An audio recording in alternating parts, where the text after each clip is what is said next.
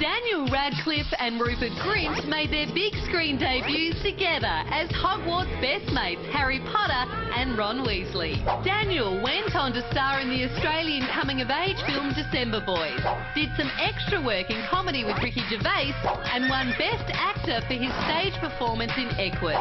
Rupert was heralded as most promising newcomer for his work in The Philosopher's Stone, became a MagCap professor in Thunderpants and most recently starred in the critically acclaimed British indie film Cherry Bomb.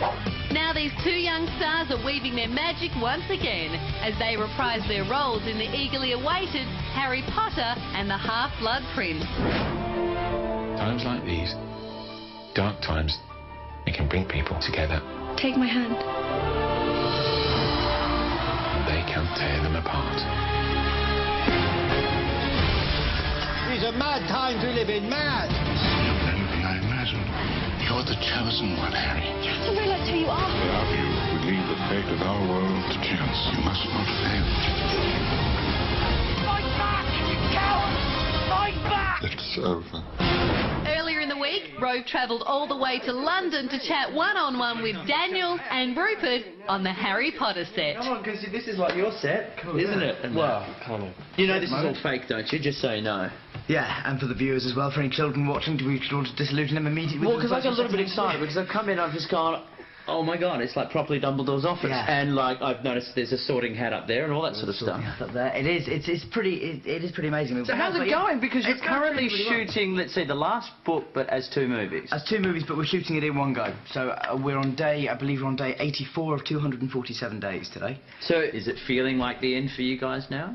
I don't know, at the moment it still feels like we've just started. It doesn't actually feel like it's ending yet. So have you thought about what that last day's going to be like?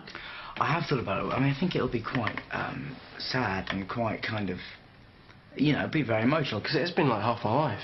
Yeah. I'm going to miss it, I think, because I've really enjoyed it and it's an amazing few years, yeah. But by the same token, you know, it'll be very exciting to suddenly... You're over it, aren't you? You're over it. You have had a gutful. I just want to get out of this place. Well, isn't that weird? Because I can't help but watch thinking, wow, I remember when you were all just little kids. Yeah. I guess because most of the films were around the time, sort of kind of like puberty really, when we were all sort of changing and stuff, so when our voices broke, that was quite a big moment, and it's just been a weird way to kind of grow up, I guess. And it's strange because I was actually in one of the producer's office the other day and I saw all these pictures that were taken of us on the first film, and I look like a little frog with sort of frog eyes and mad face and just hyperactive bundle of energy running around the set wreaking havoc.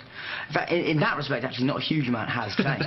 Now you've got a bit of stubble, I'm noticing. I've got a bit of stubble, actually, for the film, which is quite exciting. This is a big... Can you do it, though? Are they going to add it in CGI afterwards? No! This is the level of stubble we're keeping Harry at. We're sort of going for a bit of the old sort of George Michael perma stubble. See that girl over there? Apparently she's trying to smuggle you a love potion. Really? Hey, she's only interested in you because she thinks you're the chosen one. But I am the chosen one. Okay, sorry. How are you finding, especially the characters are coming into their own with puberty, and the ladies...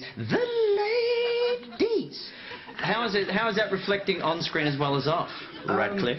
Well, they can't stop themselves. It's like, no, get away from it. No, it's a nightmare. No, hardly. But on screen, I've obviously been kissing Ginny. Yeah. A lot. Yes. In the sixth film. I say a lot, you know, once. And obviously Ron certainly comes into his own in Half-Blood Prince. It must be great for a redhead to get a bit of action. It was good, yeah. It was, I wasn't really used to it. It was quite strange. These girls, they're going to kill me, Harry. You as an actor are having to kiss. Did the rest of the cast make fun of you over that? Yeah, well, my kiss was a lot different to the Dan's kiss. He was in a room on his own, and it was like a closed set and everything. But my kiss was in a room full of there was about 50 people in the room, kind of cheering and chanting, and it was quite embarrassing. Do you think she knows I exist? I very well hope so. She's been snogging you for 3 months. Is there that weird similarity, I guess, to talking about all you guys having grown up together now? Does it feel a bit like kissing your siblings? Well, I don't have any siblings, but I imagine it probably does feel sort of like, you know, when I kissed Bonnie Wright, it was very weird because I didn't know about any of the Ginny stuff was when we started doing the films. I didn't know that relationship was going to develop how it did, and so it was rather, it did feel slightly incestuous and weird. Has to do this. In shooting Half-Blood Prince, which incidentally, I heard a story that there was a trivia night that you and Rupert were at, and that came up as a question you didn't know the answer. Oh, no, it was Order of the Phoenix you didn't know. Was that correct? No, I would have got that, I'm sure. I knew it was bullshit, Sorry, no. I've got, although I have to say, you know, when I play, it's gonna make it sound like I do this all the time. I don't. I was at a party not long ago where Harry Potter Seen It came out. Do you have Seen It? Yeah, it's the DVD board game. And I was atrocious. I was really, really disappointed in myself. And I thought, oh, I've got this one in the bag. I'm going to come across as really, like, cool. And all these girls are going to see me when I was 11 and then going to get off with me. You know, it was going to be an amazing night, but it just didn't happen that way. Because I was rubbish at the game. Hey, now, have you thought, especially with everything wrapping up, are you going to take any souvenirs at the end of all of this? I've already got a few stuff.